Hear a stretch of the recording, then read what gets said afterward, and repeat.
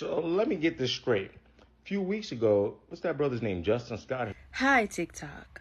So I had a lot to say in regards to this video earlier because we have conversations circulate the internet all the time as it pertains to black women. And I've never seen a video say the CIA sponsored it for division. But when we talk about black men, all of a sudden it's all kind of conspiracy. But that's not what I want this video to be about. I want to turn attention back to me for a second, because in my video, I think last week, I stated that I realized there are a lot of things I still have to work on to be the person I want to be. And someone on live the other night asked me, well, who is it you want to be?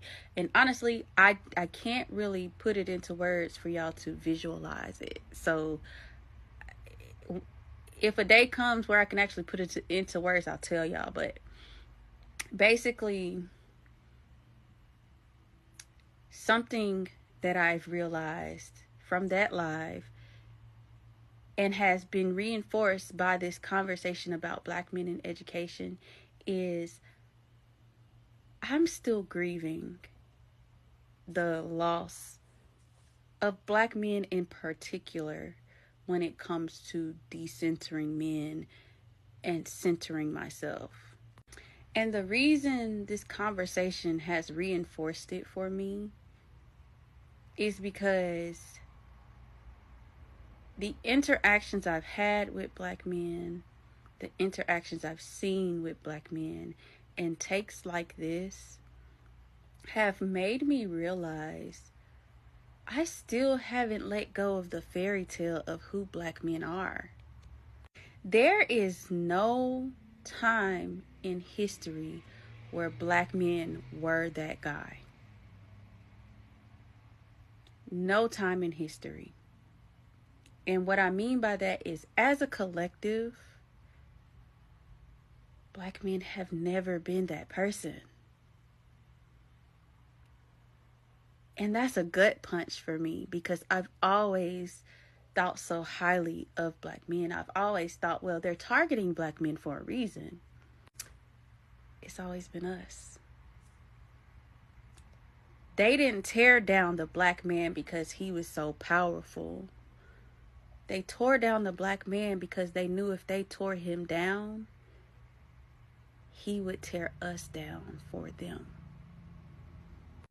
And this is not to say that black men are bad people or anything of the sort.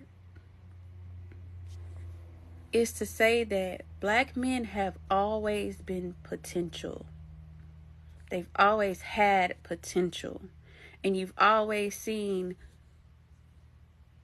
maybe a group of them here or an individual there tap into that potential. But as a collective, black men have never been those people. And that's a hard pill for me to swallow, you guys, because I want to fight for them. Deep down in my heart, I don't want the idea of separating from them or detaching from them in a way where, unless they meet certain standards and criteria, I don't deal with them. I genuinely don't want that. But when it comes to the reality of who they are not the people we are trying to push them to be. They are not the people we've been trying to push them to be, and they never were. And the sad thing is, they've been trying to tell us that without telling us that. But me personally, and people like me, more than likely, just didn't want to believe that. Black men are potential.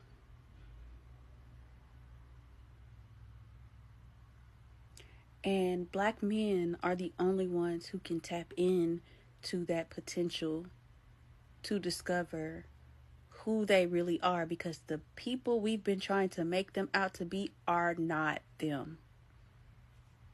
And I believe in the long run, that's not a bad thing. But right now, in this moment, I'm grieving that.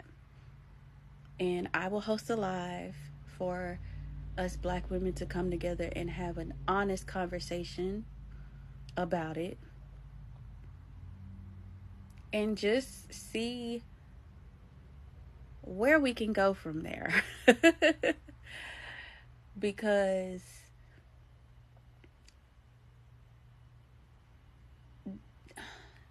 understanding what I just said is actually not a lot to work with. It's not, because they exist. And most of them are within our proximity. So it's not a lot to work with. So I hope we can have the conversation. I hope we can come to terms. I hope we can support each other. And I hope any black man who watches this video understands that what I just said is actually going to free you from trying to pretend to be and live up to this person the world has made you out to be, even though that's not who you are. And that's where I will leave that, you guys. I will probably host the live Thursday evening. I will post a flyer about it so y'all can really see what direction I'm going with the conversation. And I love y'all. Be good to one another, but most importantly, be good to yourself.